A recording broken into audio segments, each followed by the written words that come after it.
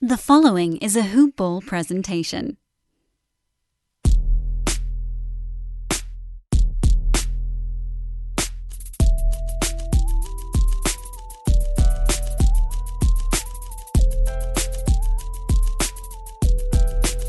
It is a Hoop Ball Lakers and Hoop Ball Clippers collaboration. Brandon Marcus here. You're going to hear Ethan Norof's voice in just a second. We came at you to start the season, came with our predictions. Now we're coming at you before the season begins again for the second time. Ethan Norof, what's up, my dude? Is it weird that I feel like this restart feels like longer in between two seasons? Like, I can't believe we're still in the same season here. Yeah, it really does seem like it's been about a year since the NBA stopped on March 11th. And now all of a sudden here we are, and we're looking at July 30th for the restart. And it's weird because for me, I don't know if it was like this for you, the month of March could not have gone any slower. And then it seems like the last 3 months have gone by super fast because we're about to be in July, and it's like, where's the time gone? Absolutely, man. I mean, from the moment, our school went on closure, I'll never forget Friday the 13th because, right, cue the dun, dun, dun.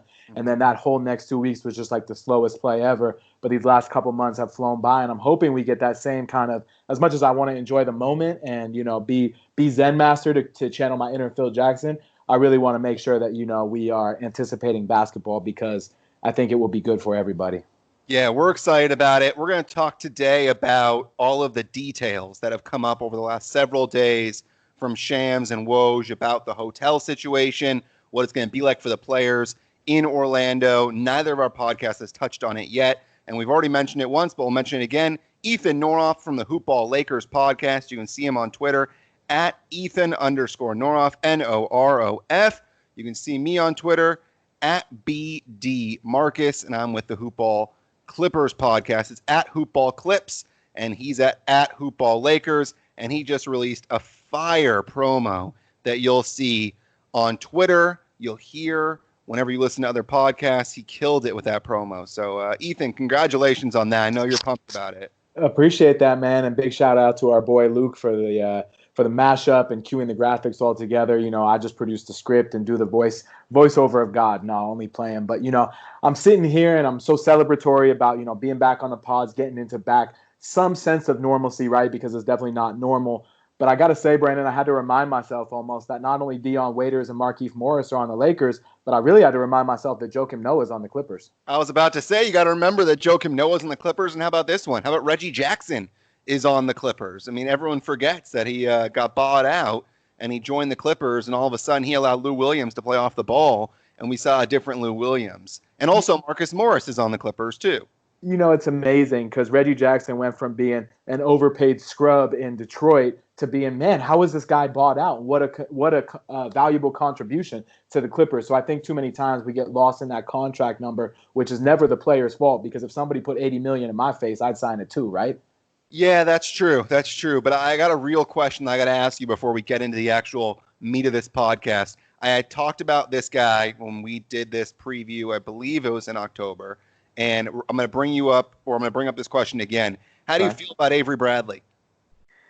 Okay, so Avery Bradley's had his moments, right? Like I sat here in October and said, like, I thought he could be a valuable contributor to the team, which at times he has been. Unfortunately for Lakers fans and for Avery Bradley, he is sort of the epitome of hot and cold. When he has a really good game, you say, wow, where's this version of Avery Bradley? And when he disappears, you say, literally, where is Avery Bradley?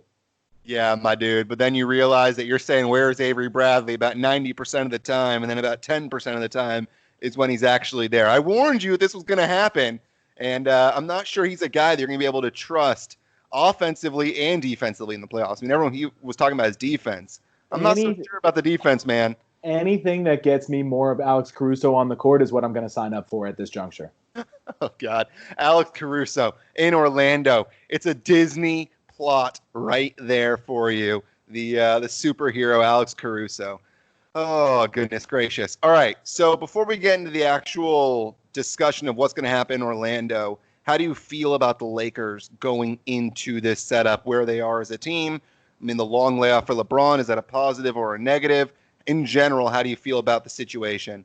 I feel like the Lakers are still in a pretty good spot. My biggest question for the Lakers is, will this team be able to sort of ride the same wave of momentum that it was enjoying prior to the shutdown? Because before the shutdown, the Lakers were playing arguably their best stretch of basketball going back from the end of January up until the final day of the season before we got into the restart mode. And I think my other question for the Lakers is, especially if Dwight Howard is really not going to play, is this an opportunity to bring back DeMarcus Cousins, or do you not want to disturb that dynamic? Is he healthy?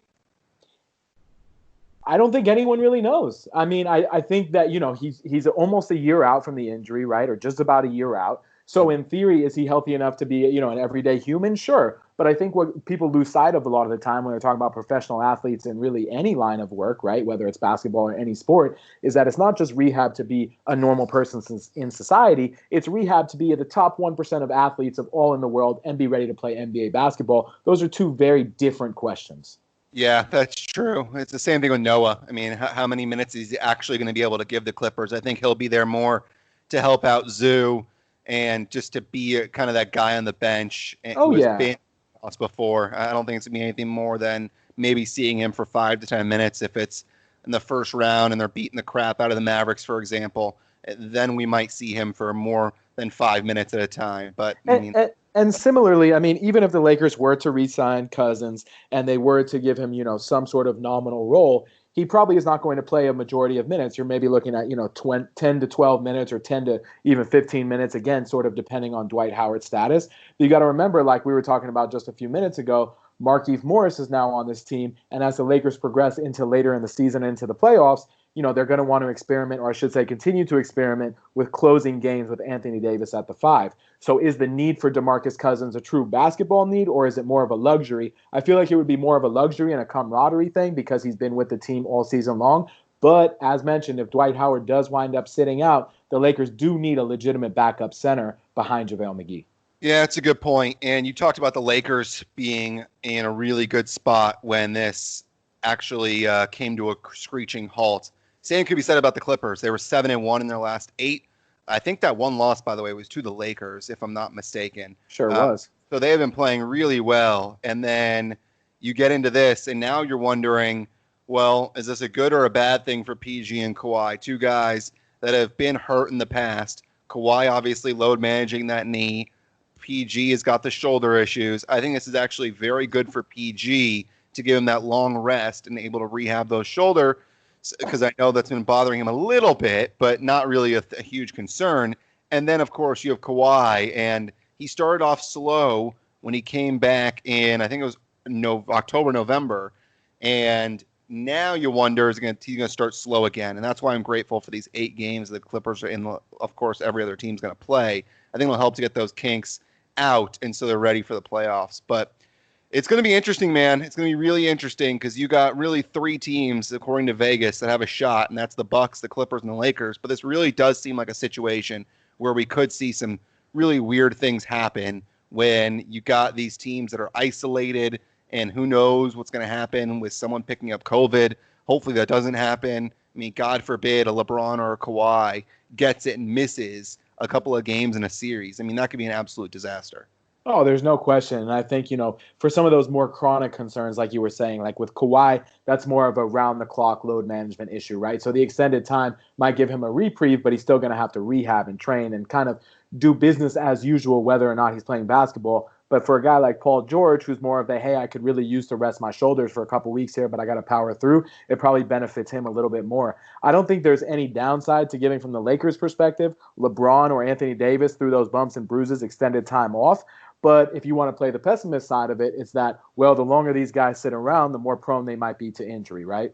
Yeah, that's the case, I think, for everybody. I mean, you just look at the Bundesliga in Germany, and they're getting a lot of muscle injuries because these players haven't played in a while. And the Premier League came back yesterday, and so far, no muscle injuries, at least I don't think. But there are some guys that did get hurt during the scrimmages that were being played before the season actually started. So it's a dicey situation. You really got to be careful, and that's why those 8 games before starting are really important. You have to ease these guys in. There's no chance LeBron's going to go in and play 35 minutes right away. He's going to go in and play 20 to 25, I would imagine, and they're going to be shorter stretches. And then you slowly get these guys to play longer stretches so they're used to it, because you don't want to just wake up the body and say, hey, go when it's not ready to go. I would certainly hope so. I mean, LeBron is, as he's a cyborg, for lack of a better word, right? So he's sort of superhuman when it comes to some of those concerns we might have for other guys. But I still think that, regardless of the training regimen that you've been doing from home and or in the facilities as they've begun to open up, it still isn't comparable to where we'd be in a quote unquote normal season, especially because you do have that layoff. You haven't had the same access to training tools, trainers, massage therapy, all the glitz and glamour of the sort of training regimens that come with the regular NBA lifestyle. So now you're looking at these guys, and if you look, I remember in our previous conversation sort of comparing the rosters, one of the things that we focused on was really the support staff, so to speak. And I think some of those support guys are going to be more important than ever because teams are going to need contributions, whether it's the Lakers, Clippers, or anybody else, from some of those unexpected contributors in order to fulfill what they feel is their destiny. Yeah, good point. All right, let's get into the meat of what this podcast is going to be about. And this is the return to basketball in Orlando. And let's start with the hotels, because I think that's the funniest part about this. There's a lot of funny parts about it, but there are 3 hotels, the Grand Destino, the Grand Floridian, and then the Yacht Club. The poor Yacht Club are the teams that just barely scraped by and got into this 22-team thing. And that's the Blazers, the Kings, the Pelicans, the Spurs, the Suns, and the Wizards. And then the Grand Destino, of course, the Clippers, the Lakers, the Bucks, the Raptors, the Celtics, the Nuggets, the Jazz, and the Heat. And then the rest of the teams, obviously, in the Grand Floridian.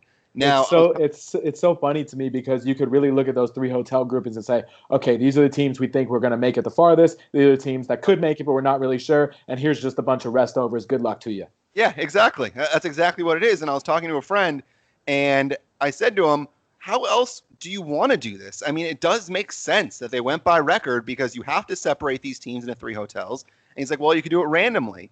It's like, yeah, sure, you could do it randomly, but then you're going to have teams that are going to be pissed off. And at least now you have a reason for why it's happening. I mean, at the same time, do you really want, let's say, the Bucks, the Lakers, the Clippers, and the Raptors are the final 4 teams left? Do you want them all at the same hotel when you have these other 2 hotels that are going to be empty once all these other teams leave? That's another situation that could come up is, do you want to go and send 2 teams to the Grand Floridian once all those other teams are gone? I don't think they're going to do that, but at the same time, like, how do you figure it out and does it make sense? Do you think it makes sense to do it by record, or would you have rather seen them done randomly? I think you got to do it by record. I mean, in terms of just equity, I can understand hey, let's do it randomly. But if I'm a team that's favored, and we'll use the Lakers or Clippers as the example because those are 2 of the teams that are favored to win it all, and you're stuck at the Yacht Club for what's going to be, 4 months? I mean, I don't think that's good optics. So I think this was the best way to do it. Of course, anyone's going to have a complaint no matter how you do it. So I think the NBA did it right in terms of grouping it by record. Yeah, I agree. All right, let's get into some of these other things because there's some weird stuff that's going to happen. First of all, and you tweeted this out earlier, an article from Hoops Rumors of the 6 phases for return. Phase 1, June 12th to the 22nd. That's currently what we're in. And that is that players are undergoing mandatory testing in their home markets beginning on June 23rd. So all players who are outside the United States returning to their home market, June 15th was the deadline. All other players are returning to their home market by the 22nd. One note is the Raptors are the ones that are going straight to Florida. They're in Naples, Florida, and they're using Florida Gulf Coast University's facilities to practice. And this is interesting because you have that phase 1. Phase 2 is that when all the players are going to be back at their facilities, with the exception, obviously, the Raptors, and that's when the testing begins. And it'll consist of nasal swabs, oral swabs, blood drawn, and then players must self-report if they or a member of their household are feeling sick or have symptoms. Then you get into phase 3, which is the workouts still being done at the team's home locations. That's July 1st to the 7th, and then teams are going to start traveling July 7th to the 11th to Disney World. Your thoughts on the initial process of getting to Orlando before we even get there? Well, I think the biggest takeaway from the NBA's bubble plan is that there really is no bubble, right? And I say that as sort of half joking, but kind of seriously, because although you're grouping all the NBA players together and you're putting all this attention to detail, oh, by the way, the Disney employees who will be around these players, yeah, they can come and go as they please. Yeah, I think they're going to do something about that because there was a big uproar when that was released, and JJ Redick retweeted and said, so there's no bubble. Yeah, and I think there's, and look, he's always kind of on stroke when it comes to deep shots, and so I think this was sort of a mid-range layup for him, and he's right. So I agree they're gonna make some sort of adjustment or some sort of alteration to the plan in place, but What I will say for the NBA is that there is no perfect scenario in which everybody's going to be COVID-free, whether you're talking about the NBA, a school setting, or any other business. But in terms of being proactive and having a detailed plan and laying it out phase by phase and really paying attention to detail and some of the minutia that it becomes eyewash for a lot of people because they're so inundated by details. This is just one reason I personally enjoy contributing, advocating, and cheering for a league that is run by somebody with as much foresight, compassion, and intelligence as Adam Silver possesses. Yeah, and that's where you get with the first couple phases. And it seems like they are not just saying, all right, cool, everyone report to your facilities, practice for a couple weeks, and then we'll send you off to Orlando, and we'll just isolate you there. They're starting to do testing now, which I think is really important to make sure that these guys are taking it seriously, because if you're not getting tested, then you might, whatever, we'll see what happens. They know they're going to be tested. So if it pops up and they know it's going to be a positive, they're obviously not going to want to have that happen. So I think it's important.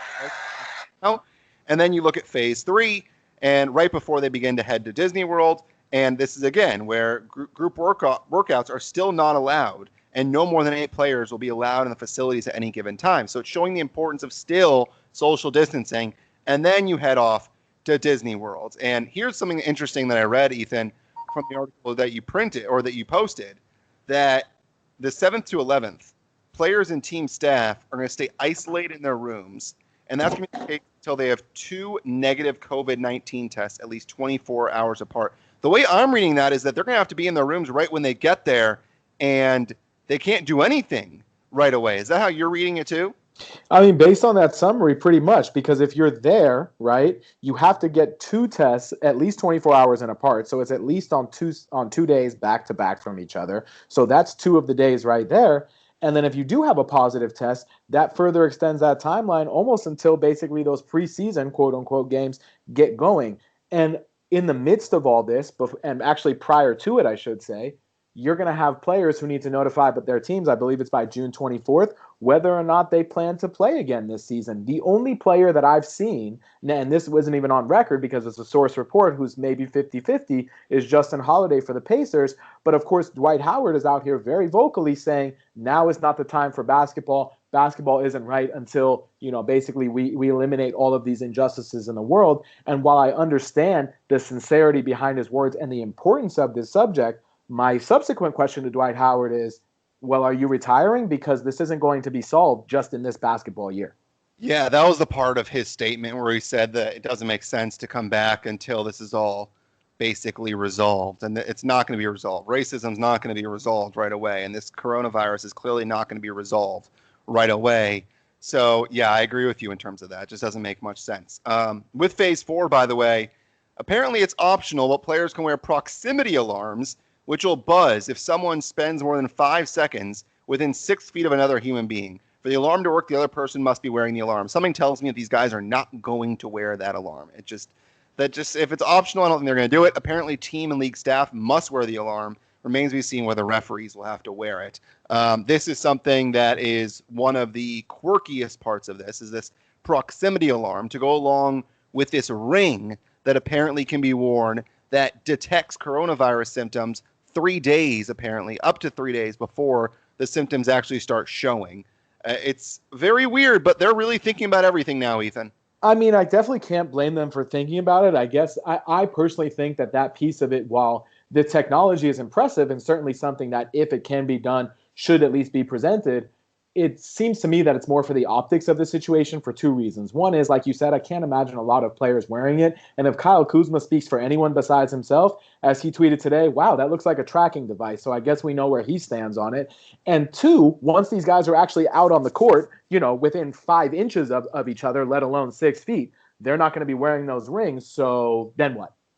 My dude, your phone's a tracking device. It just hate to let you know that, but when you go on Instagram and all of a sudden you got the ad for something that you looked up, or Find My Friends, yeah, that happens. Your phone is a tracking device, but whatever. And like you mentioned, with the Disney employees not going to be required to reside in the bubble nor undergo COVID-19 testing. Apparently their temperature will be checked daily and they'll be checked for symptoms. So that's phase 4, and then phase 4 continued from the 11th to the 21st. So this is after 4 days of the teams getting to Orlando between the 7th and the 9th, and then staying isolated in their rooms and getting 2 negative tests.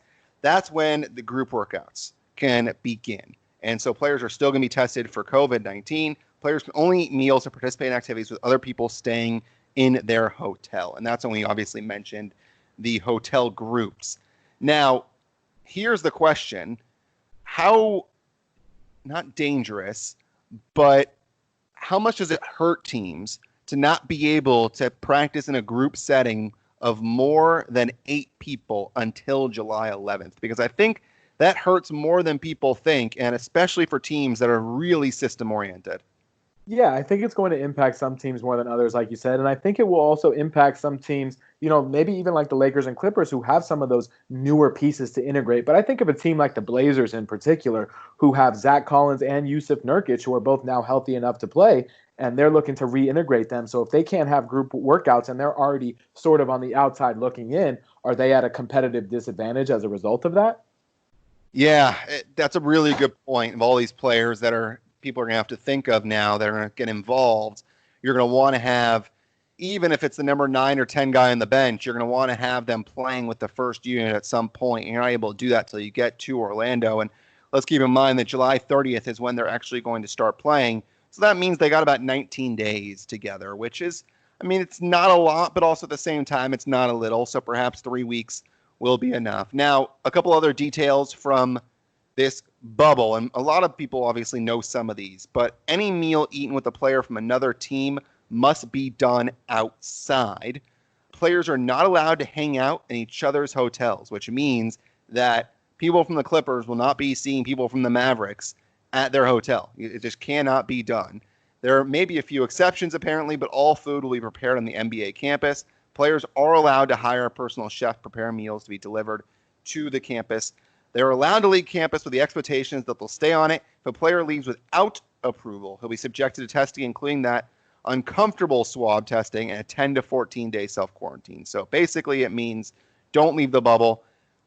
I'm curious to get your thoughts on this now that we've pretty much brought up all the parts of the bubble, except for the fact that we mentioned the smart rings. There's the anonymous hotline. The NBA is going to establish the anonymous hotline to report violations, so people can basically tattletale on each other. Kawhi is going to be calling about LeBron leaving the bubble before Game 1 of the NBA Finals. And then, of course, you have the possible DJs that'll be coming in, the 24-hour VIP concierge, players-only lounge TVs, gaming, card tables, ping pong, but only singles ping pong, barbers, manicurists, salon-style services, yoga, meditation. Of course, like we mentioned, the food, the 3 meals per day, 4 meals during the actual game day, and then possible movie screenings. Apparently movies like Black Widow are going to be shown to them early on. So, bubble, is that something you could do for 3 or 4 months? Or do you think it's going to be difficult for these teams that get to the NBA Finals to be living in a hotel room for that long period of time, not able to leave that Disney bubble? Or do you say, you know what, this is pretty good? They got the barbers come in, they got the catered meals, they can play ping pong, they can play cards, they got these DJs apparently that could be coming in, they're going to be seeing movies. Which side are you on? I think it depends on your matter of perspective, right? Because if you're a young guy, okay, if you're a young single guy and, you don't have kids, you don't have a wife, you don't have a family, and, you've been sitting at home more or less. I'll use Alex Caruso as an example, okay? You've been sitting at home more or less, you've been doing garage workouts, you've been running, you've been doing what you can. This actually might be an improvement in lifestyle. Yeah, you're in a smaller space, sure, but in terms of accessibility and in terms of training and in terms of all those sort of pieces that you can control, this actually might be an improvement. If you're a guy like, I don't know, Chris Paul, who clearly has a family, has outside considerations, has already made hundreds of millions of dollars, maybe you view it and say this isn't the best scenario. And in Chris Paul's case, I don't think personally that his team has a realistic chance to win the NBA championship. So if you're on one of those teams that's not a quote-unquote favorite, you might be looking at it more from the pessimistic side. But if you are on one of those teams that's considered a favorite, you might be looking at it from the optimist side. And at the end of the day, all of these guys got to where they are, and they're going to be where they're going because they are the most intense competitors. They are motivated to win. They love being around their teammates. Can be like a brotherhood or like a family. And so I think depending upon where you are in your headspace and the chemistry of your team, this can be met sort of with either side of the line. For me, right, if I were in this position, and how I would love to be in this position and never will be, but if I were in this position, I would say, look, You know, the league is doing everything it can in order for us to resume some sort of normalcy in terms of a season. We've started something here, and I personally hate starting something without having the capacity to see it through. So assuming that there are no greater health risks by going to Orlando than there would be in everyday life, I'd be in. But that's me, and everybody's going to have their own perspective. JaVale McGee has asthma. He says he has no concerns because the reality is JaVale might feel safer in that bubble than he does going to the grocery store around people where he doesn't know where they've been.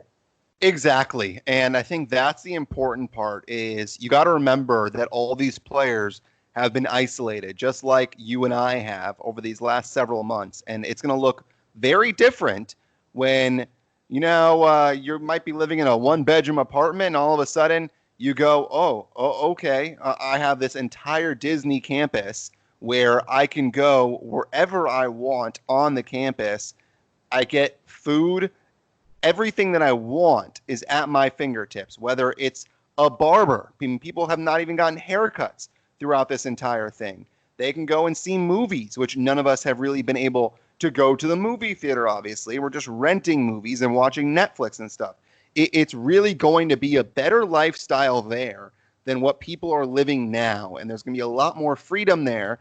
And if this was something where, all right, you're living in, let's say, January, when it was normal and everyone can go wherever they want, and then you ask people to go to a bubble in Orlando, that wouldn't fly. But if you ask people to take your tiny little bubble that you're in now of your house or your apartment to go to Disney World, I think that's going to be okay for people. Yeah, I would say that the majority would sign on for that plan. And the other piece is, too, a lot of these guys are not the Chris Pauls of the world, are not the LeBron Jameses of the world, the Kawhi Leonards, the Paul Georges, all these guys on maximum level contracts. Some of these guys might be on their last deal or playing for their next one. This is about the sustainability of their short and long-term earning. And so there's a calculated gamble in all of that. But I would say, look, as somebody who has, I don't want to say no fear, but I'm not delivering in groceries. I'm going to the grocery store. I'm still doing some of those quote unquote normal day-to-day things. There's a calculated risk in everything that you do, including even before COVID when you went to go sit down in a restaurant. So the fact that they're basically creating this, I don't want to say sterile, but at least semi-sterile atmosphere in which you have, like you said, a cruise ship worth of amenities. You can do whatever, whenever, wherever, for the most part, confined within your space, which isn't just your hotel room, it's anywhere on that campus. I find it hard to believe that you're going to find a more pragmatic and implementable solution in terms of a return to professional sports than the one that's outlined here. And also, these guys will be able to go to each other's games. I mean, it won't just be your game and then you go home. It's like Summer League. Yeah, you can watch other games. So if you're like, all right, these first couple of weeks of practice, whatever, this is kind of boring, I need to get out of here. Cool, go and watch games. Like you will have the ability to watch games all day, and I guarantee you the hoop heads will do exactly that. Some will have their routine where they need to take a nap day of. Others are going to go and just watch games, and that's totally cool. So I think that's an advantageous thing as well. And as someone who has lived in a hotel for several months broadcasting minor league baseball, it's really not that bad. And I was staying at a decent Marriott compared to these guys. They're going to be staying in a much nicer hotel. So a decent Marriott, I promise you, it's going to be okay. And I think you can go ahead and feel bad that they're going to be staying in a hotel and they're isolated in Orlando. I mean, this is just a really, really long vacation where they're being paid basically to play basketball. And I know that's exactly what their job is, but I don't think this is as bad as some people may think it is. No, I don't think so either. And I know some people are, detractors of the sport or really just of society at this point are saying it's not worth it, it's not worth it, it's not worth it. Well, you could make that same argument for literally doing anything, anywhere, at any time until if and when there is a vaccine. And then even then, there is no guarantee that nobody gets sick. So I don't want to sit here and make light of a situation which is very serious, because it is. I wear a face mask. I take precautions. I'm not going to parties. I'm not going to the beach. I get it. But I'm also not prepared to live the rest of my life wrapped in saran wrap by never taking a risk again, because before COVID-19, everybody took risks every day. I mean, people would go out to the restaurant, go back in their car, sneeze and wipe their nose with their hand that had just touched every surface in the world, right? So just calculated gambles and understanding that, if you're a generally clean person, you wash your hands, you take the precautions you need to, I think it's going to be okay. But I am not a medical expert. I don't know. I don't pretend to know. I don't want to sit here and say, look, there is no risk or there's all the risk. There is risk built into life, period. Yeah, and to build on that, with everyone saying, "Well, there's no need for sports at all." I mean, Oh, this there's is a not huge need. this is not the time. We need to wait till. I mean, there's obviously a lot going on. I mean, the racism thing is no joke. It's really important. The Black Lives Matter, what is going on with that, and with coronavirus, obviously important topics. But also, I want everyone to think about it's not just these players going back to work with the sports. For the NBA, it's all the media folks that work in the PR department are going to work. All the producers, the directors, the technical directors in the truck that put on the broadcasts are going back to work. In the NFL, I was furloughed from the NFL. It's people that work at NFL Network. When the NFL comes back, they're going back to work. And there's a lot of people in each of these different sports, not just the athletes, that are going back to work. So I think if you're able to do it in a safe fashion, it does make sense. And there really is never going to be, I think, the perfect time until we have the vaccine for things to be done. And if we're able to find something that works, and in this case, the NBA has a small roster compared to the NFL, and they're able to find a set location, I think it's worth trying it out and seeing if it does indeed work. And I think, the NBA has always been a league, at least since Adam Silver took over, as one that sort of sets the precedent and can be proactive, and other leagues can sort of follow their lead when it comes to certain things. Whether they do or are willing to do so is a whole separate conversation. But I think the NBA takes pride in being sort of, the precedent setter, and I think there's something to be said for that. You and I, before we came on air, were talking about Dwight Howard's comments, and I agree. Look, the Black Lives Matter, the systemic racism and oppression that goes on in our society has gone on, is going on, unfortunately will continue to go on, although we are seeing some very marginal improvements in the short term. This is not going to be something, it's not Black Lives Matter Spirit Week. This is a very serious issue that will take years to start seeing actual tangible change. So for Dwight Howard, Kyrie Irving, or anyone else to say, look, we can't play basketball until this is solved, well, then are you taking a break from the NBA? Are you taking a break from everything? Are you trading everything in to go be an advocate and focus on this issue? Because if you are, good for you. I give you nothing but congratulations and kudos and all. I'm all for that. But you can't say, well, we can't play right now because this is going on, and then resume business as usual next year, because then it sort of compromises the entire idea. And one of the things that I said to you before we came on air is that, look, I'm not a person of color. I'll never know what it's like to be a black man, and I'm certainly not a voice of authority. My job as a white man is to listen, to educate myself and others as appropriate, and to amplify those black voices. But as you hit on with the return to work, not just with the athletes and also all of the staff and support staff that comes with it, there is a certain line of thinking to be said that, hey, putting millions and millions and eventually combining all the earnings together, billions of dollars directly back into the black community is actually something that can create tangible change and be beneficial in the short term and especially in the long run. Yeah, and players will have all eyes on them. If the NBA is indeed the first one to return, you and I will, don't worry, we'll touch on baseball at the end of this podcast. If the NBA is indeed the first one to return of the major sports, all eyes will be on them. And there's a lot that guys like LeBron James will be able to do with the light on them. It really will be an important moment in our history, and agree with you 100% on everything else that you said. Now, with phase 5, because we'll move on to these phases, we mentioned earlier that you couldn't see anybody from the other hotels. Well, that changes July 22nd to July 29th. Each team is going to play 3 scrimmages against other clubs staying at the same hotel. So 3 games before the 8 games even start. Starting July 22nd, players and team staff are allowed to socialize with anyone from any of the hotels. Players still can't go into another person's hotel. So you're allowed to see everybody. That's when they'll probably have the bigger concerts. Everyone can hang out, but you still can't go into the other hotels. They're being really smart about making sure that everybody stays inside with your group, and outside you can do whatever, because clearly science has shown us that outside is better than inside when it comes to the spread of coronavirus. Finally, basketball, phase 6, July 30th to October 13th. That is when it starts. 8 regular season games to determine seeding. If necessary, a play-in tournament for the 8th seed. And then after all sorted out, traditional 16-team, 4-round, best of 7 playoff format. Once a team's eliminated, players and staff will be tested and immediately depart from the NBA campus. So off we go. There's a lot, Ethan, that goes into this season even starting. I mean, we finally just got to the basketball part. That's July 30th, and this phase 1 started June 12th. So there's a lot that's going into actually getting basketball ready to return.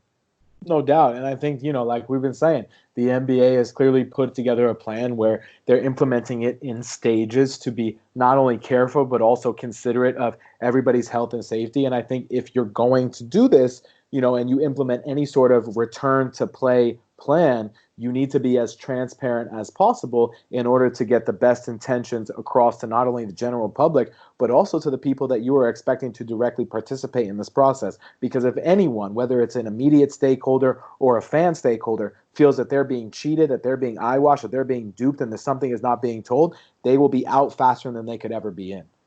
So if you have to choose right now, and everybody stays healthy, no one gets hurt when we return to play, nobody gets sick when we return to play, are we in agreement that we're going to see Lakers Clippers in the Western Conference Finals?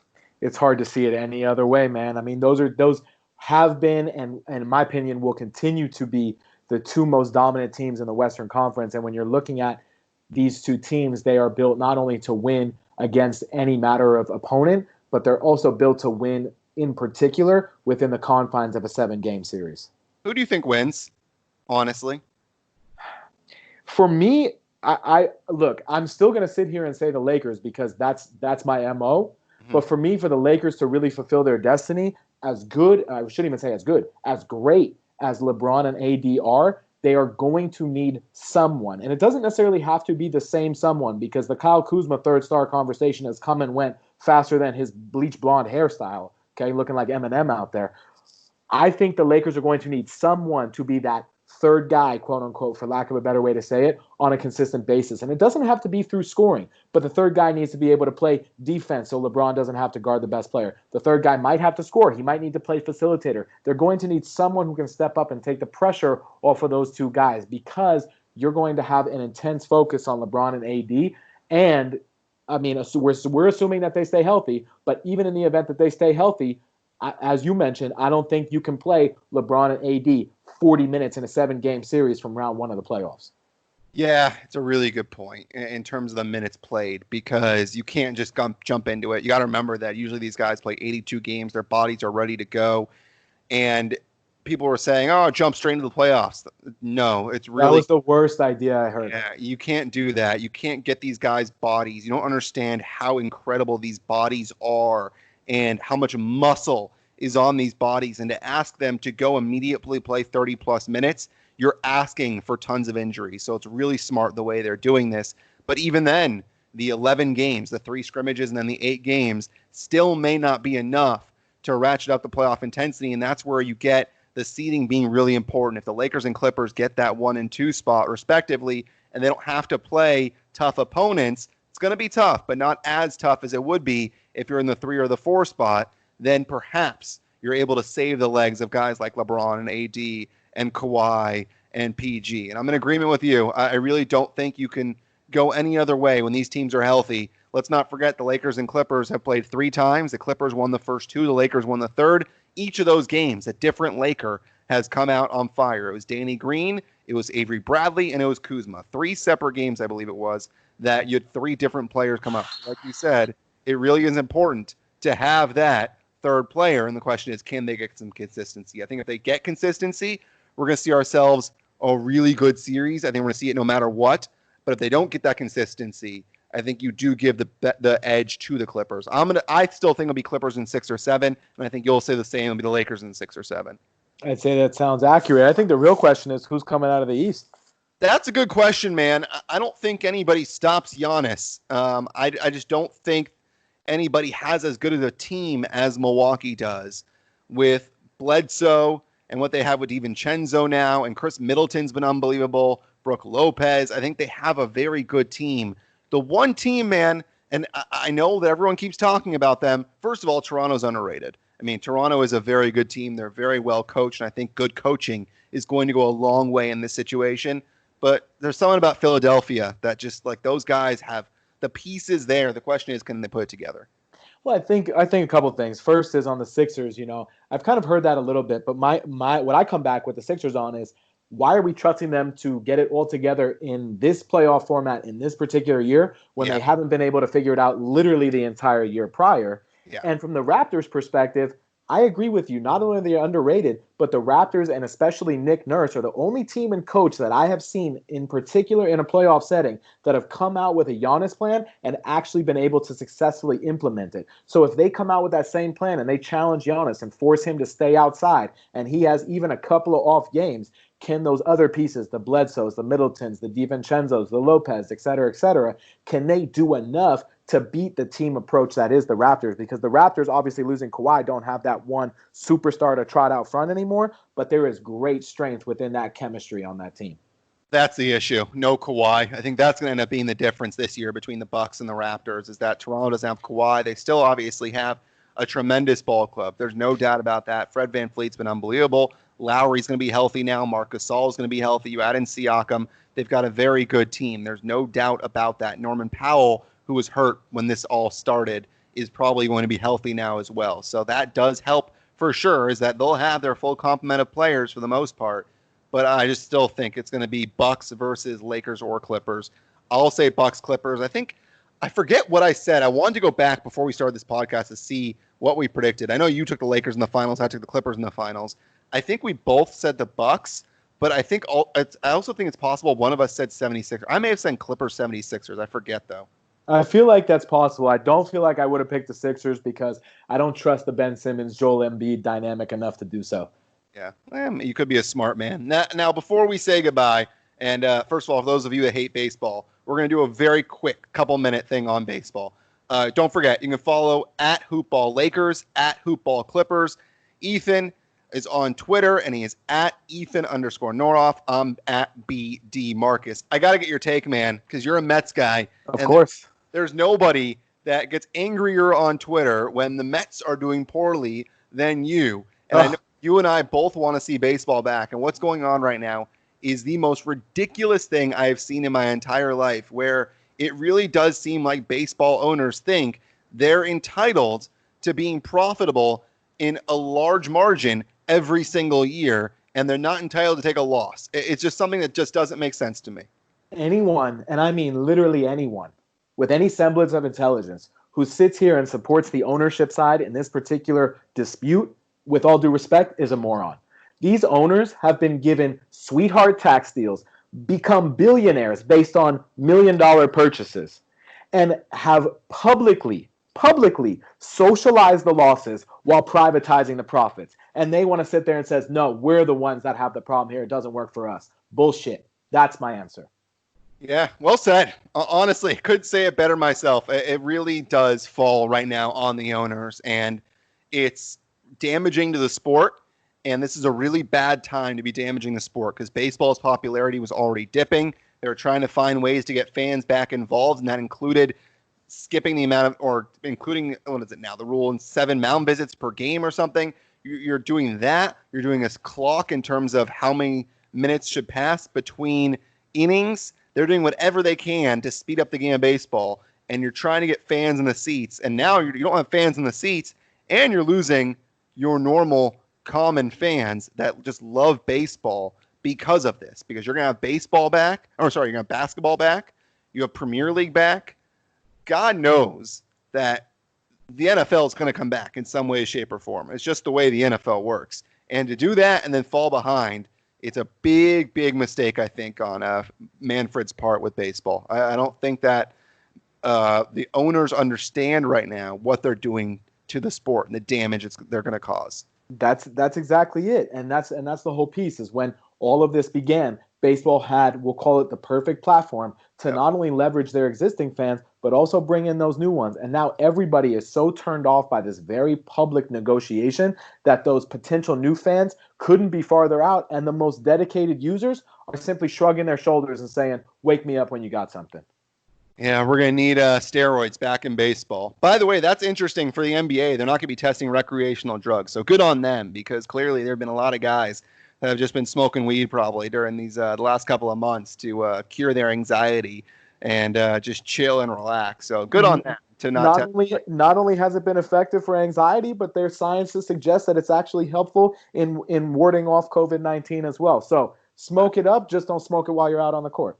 Oh, exactly. Oh man, Ethan, this has been fun, man. It's good to get back and talk to you. It's been a while. Obviously, we did this one when the season started in October, and I wanted to make sure that we could get it one in before the playoffs started, and we may do one more before, either during the playoffs, before the playoffs, possibly before the Western Conference Finals. But I wanted to make sure we got one in before this restart. So it's been good catching up with you, and I know you're excited. I'm excited as well for this NBA restart. I'm excited to have basketball back on my TV. Enjoy it, my man. I know I will, and as you said, great talking to you, and I look forward to doing at least once more before the Western Conference Finals begins. It's been a collaborative effort of the Hoopball Lakers and Hoopball Clippers. It's a crossover. Hope you enjoyed it. At Ethan_Norof, I'm at BD Marcus. Enjoy everything on hoop-ball.com. And until next time, he's Ethan, I'm Brandon, and go Clippers for me, go Lakers for him. Talk to you next time, everybody. See ya.